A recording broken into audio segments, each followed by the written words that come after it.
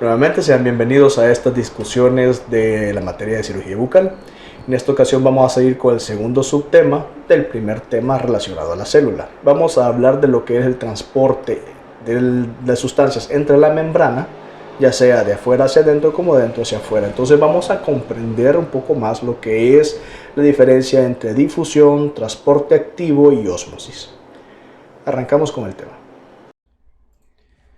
Pues continuando con nuestro tema, y para ampliar un poco más los conocimientos que relacionan a ella y pueda entender el resto de apartados que vamos a discutir en las otras charlas de cirugía bucal, hablemos en este caso del transporte de sustancias intramembrana.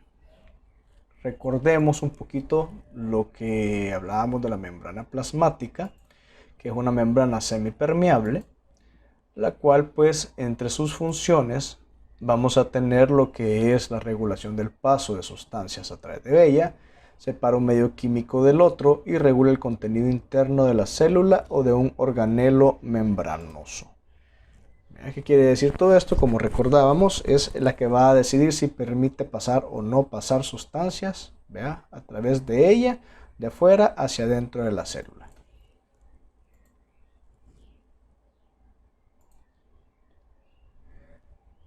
Vamos a empezar a ver los mecanismos de transporte que se pueden dar a través de esta célula. Hablemos primero del concepto de difusión, el cual es el proceso físico en el que partículas, moléculas o iones se introducen en un medio donde inicialmente había carencia de las mismas, a través de una apertura de membrana o espacios intramoleculares. Esto, ojo, muy importante, sin la ayuda de ningún tipo de proteína transportadora. Vamos a ver, hay diferentes tipos, hay 3 tipos de difusión, pero pues como siempre hemos dicho, espero que ustedes se acerquen a la literatura que les hemos compartido o que pues puedan platicar con sus catedráticos del área de fisiología si quieren comprender un poquito más sobre esto. Pero para darles una idea, por ejemplo, la diálisis es un tipo de difusión para que comprendan un poquito más lo que es el concepto en sí de la misma. Pero vamos a ver a nivel de imágenes. Dice que es el proceso físico en el que unas partículas, moléculas o iones se introducen en un medio donde inicialmente había carencia de las mismas. ¿Qué quiere decir eso? Gradiente de concentración, señores.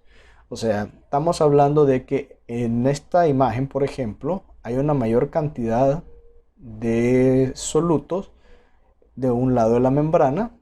Representamos la membrana por medio de esta línea. Estos son partículas de soluto, ya sean moléculas o iones, igual acá de este lado. Y el proceso de difusión es hacer que pasen de donde hay más concentración a donde hay menos concentración. Esto, como les dice, sin ayuda de las proteínas transportadoras. Esa es la difusión de sustancias.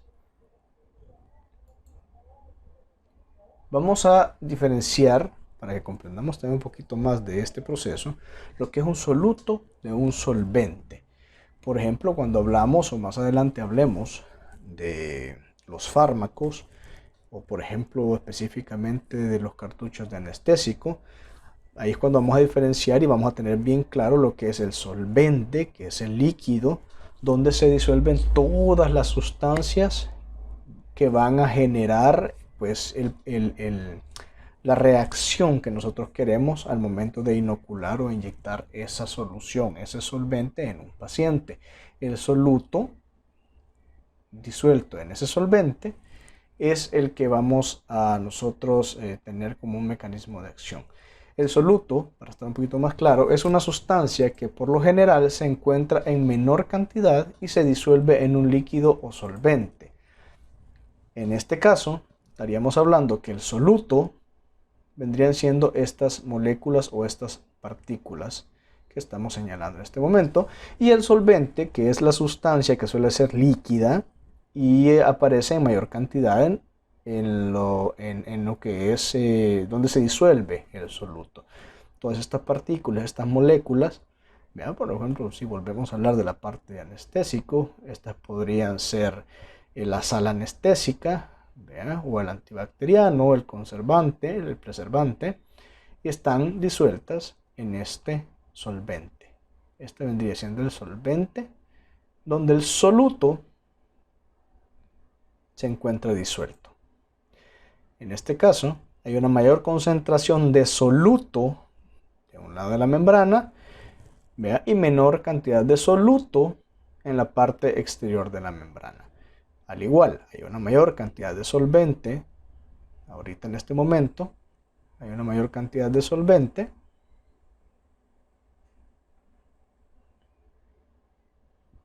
del lado externo de la membrana que del lado interno de la membrana. En esta ocasión, por medio de difusión, pues ya tenemos lo que es mayor cantidad de soluto y solvente en la parte interna y una menor cantidad de soluto y solvente en la parte externa.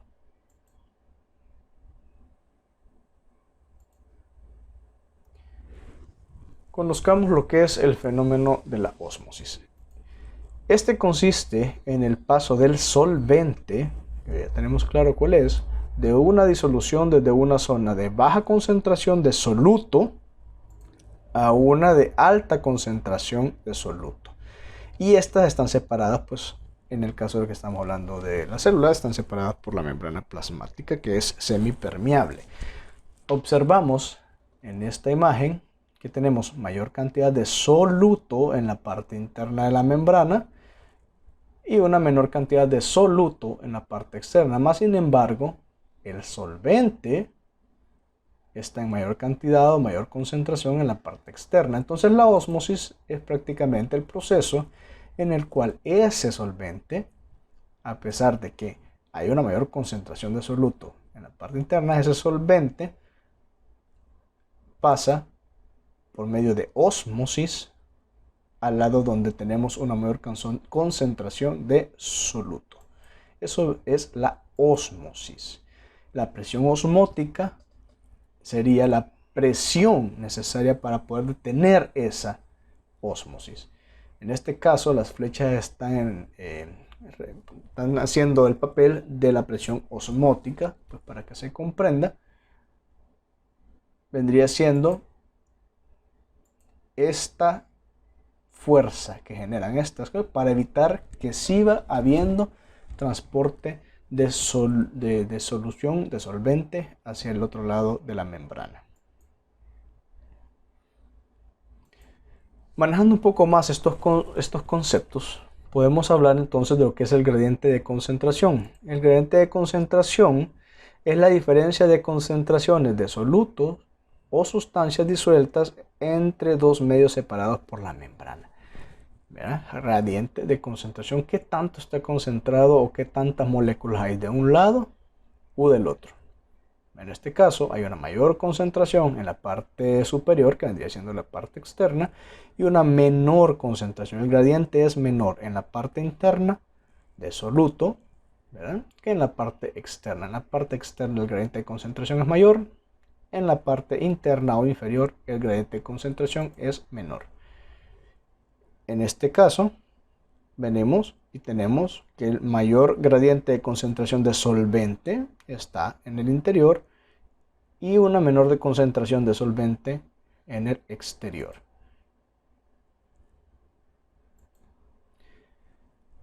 Entremos ya de lleno a lo que son los mecanismos de transporte. Ya tenemos claros todos esos conceptos de solvente, soluto, ósmosis y disolución.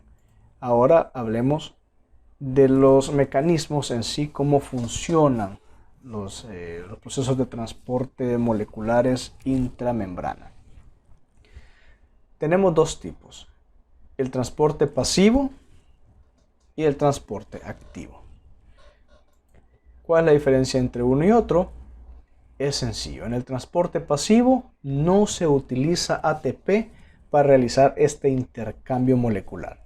Sin embargo, en el transporte activo, por lo contrario, sí necesita de una producción de ATP, el cual en el tema anterior, si recordamos, hablábamos, es la energía producida por la célula, específicamente en sus mitocondrias, para poder desarrollar o para poder llevar a cabo muchos procesos metabólicos.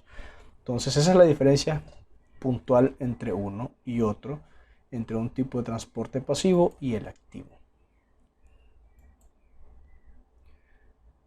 El transporte pasivo, tratando de ampliar un poquito más, o de que comprendamos un poquito más la diferencia entre uno y otro y cómo funciona cada uno. El pasivo es un proceso de difusión de sustancias a través de la membrana, y este se produce siempre a favor de gradientes. Por eso es que no necesita que le ayudemos o que sea ayudado por medio de energía, porque lo hace por medio de gradientes. Recuérdense lo que hablábamos del gradiente de concentración. Cuando hay más cantidad de concentración de una sustancia de un lado, hace cierta presión física, la cual le ayuda, si no tiene problemas para disolverse en lípidos, esto le va a ayudar a pasar de afuera de la membrana hacia adentro o viceversa. Entonces, entre el transporte pasivo tenemos tres tipos. El simple, por ejemplo, el dióxido de carbono. El dióxido de carbono pasa de forma simple por medio de la membrana, no necesita ningún tipo de proteínas de transporte, ningún canal para poder pasar la membrana. Simplemente por gradiente de concentración puede pasar de un lado a otro de la misma.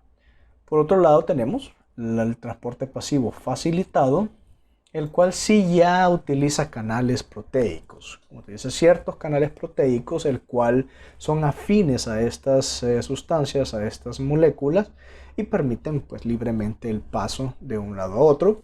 Si recuerdan, como mencionamos en la plática anterior, que por ejemplo hay ciertas moléculas de hidrógeno que tienen sus receptores específicos, el cual permiten este paso sencillo, sin mayor esfuerzo o sin gasto de energía, del exterior al interior de la membrana. Entonces, de esa forma es que sí pasan ciertas cantidades de moléculas selectivas de hidrógeno de fuera hacia adentro por medio de este transporte facilitado. Y tenemos el transporte por canal proteico. Todos, sigamos poniendo énfasis en que todos son transportes pasivos hasta este momento. Ninguno ha requerido energía en forma de ATP. En este caso, los canales proteicos pues son proteínas afines a ciertas sustancias también, las cuales permiten que se adapten de tal forma que esas sustancias puedan penetrar sin necesidad de producir energía en su proceso. Comprendiendo ya a este nivel lo que es el transporte pasivo, vamos a hablar un poco de lo que es el transporte activo de sustancias a través de la membrana. En este proceso también actúan proteínas de membrana, al igual que en el pasivo, pero en esta ocasión sí requieren de energía, esta en forma de ATP.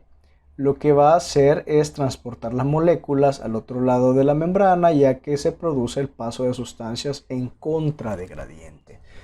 Ejemplos de transporte activo: tenemos la bomba de sodio y potasio, la bomba de calcio. Estos son canales proteicos, los cuales para poder funcionar sí necesitan utilizar ATP en sus procesos metabólicos, en sus procesos de transporte molecular.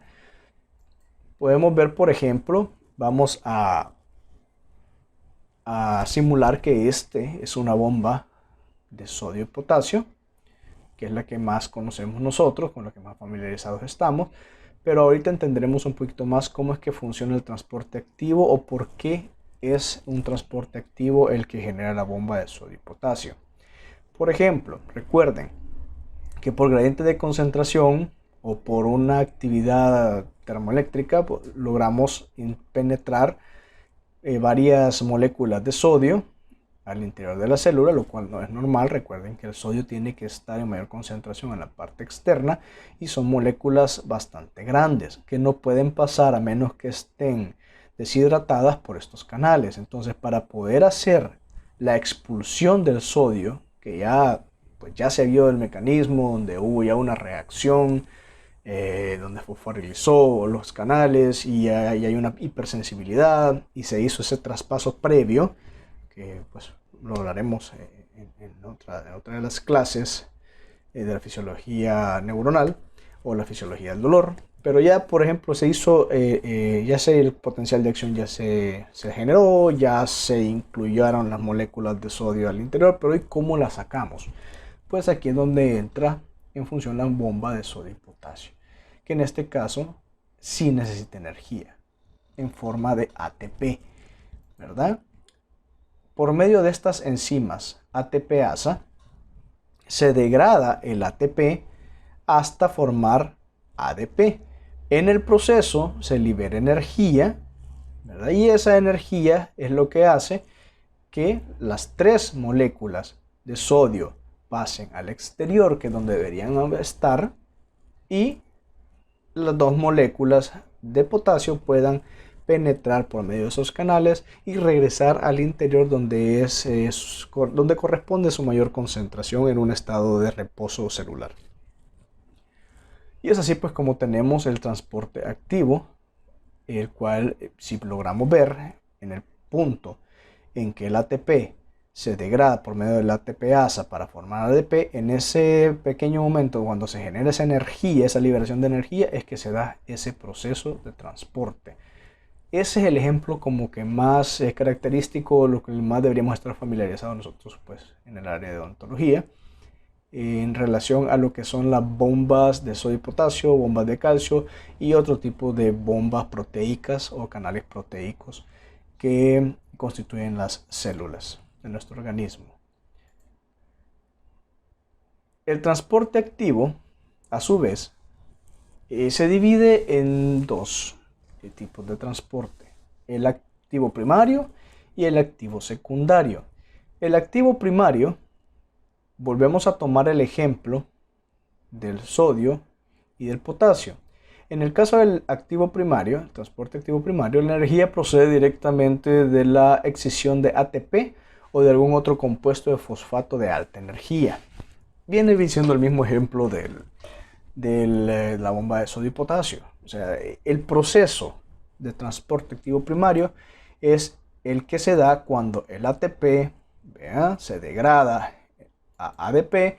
En ese proceso forma la energía y esa energía hace que las moléculas generen su movimiento, su traslado de un lado de la membrana hacia el otro. Ese viene siendo el transporte activo primario.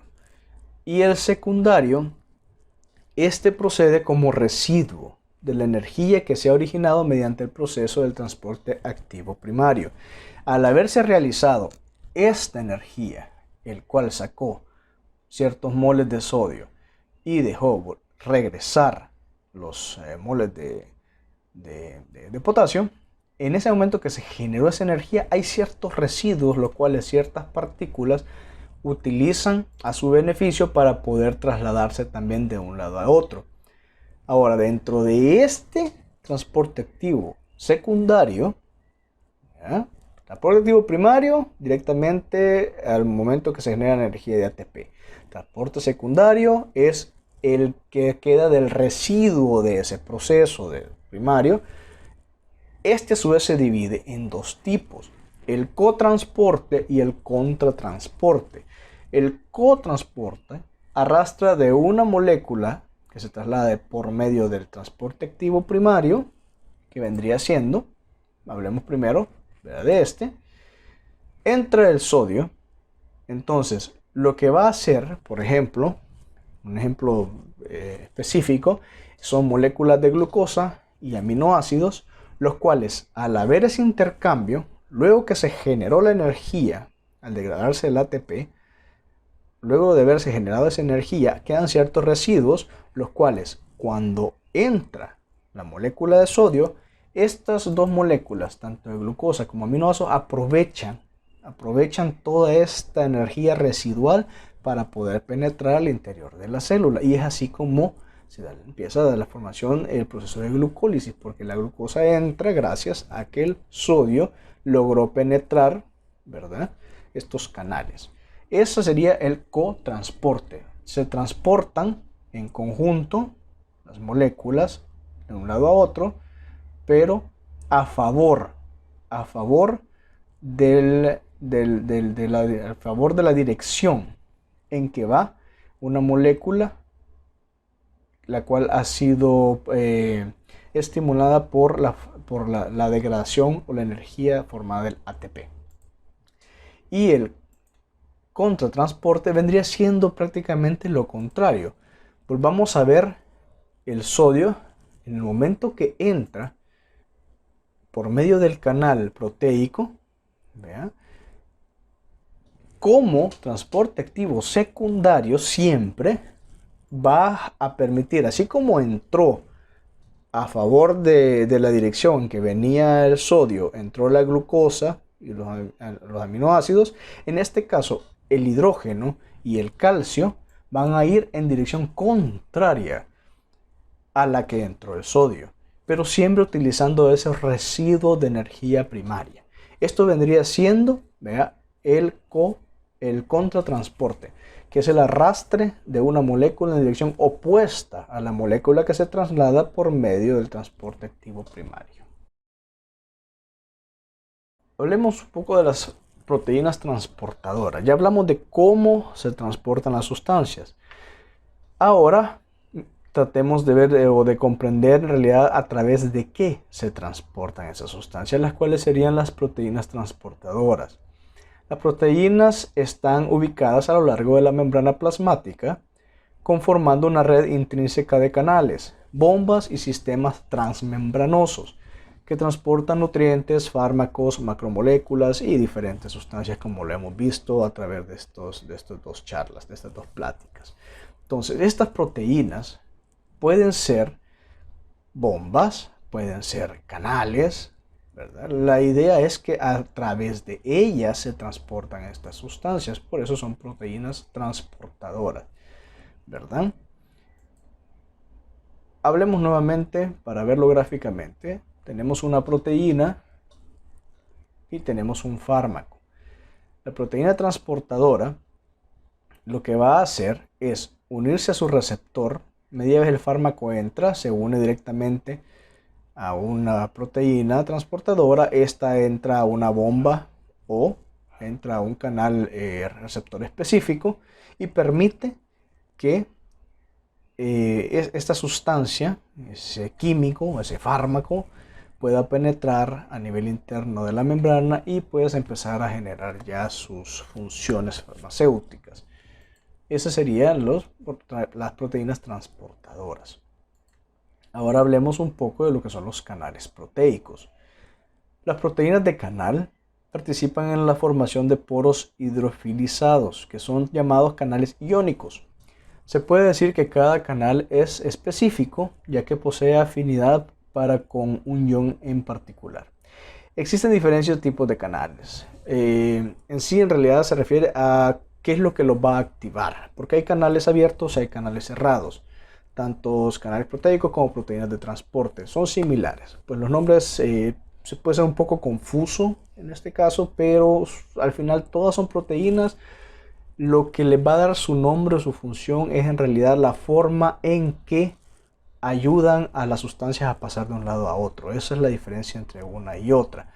En este caso, por ejemplo, ¿verdad? Que decimos que son canales que forman como pequeños espacios donde pueden entrar las partículas, los iones, las moléculas.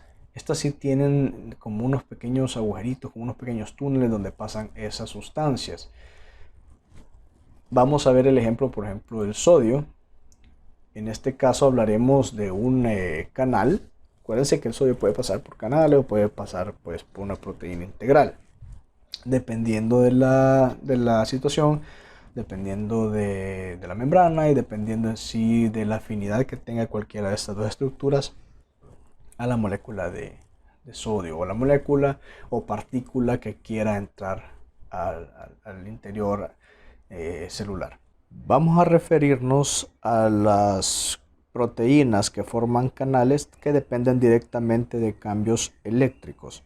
Es decir, debe haber un cambio de voltaje a nivel interno para que la célula permita ese intercambio molecular entre sustancias de afuera hacia adentro o viceversa. Vienen las proteínas y digamos que están cerradas de alguna manera, no dejan o no permiten entrar este ion de sodio. Pero ya cuando se activa y empieza el potencial de membrana, empieza el potencial de acción, algo la estimuló a esta célula, lo cual hace que su voltaje empiece a aumentar, ¿verdad? Algunas células pues se activan a los menos 65, menos 60, menos 40, menos 35. Eso pues ya es cuestión de la célula que esté involucrada.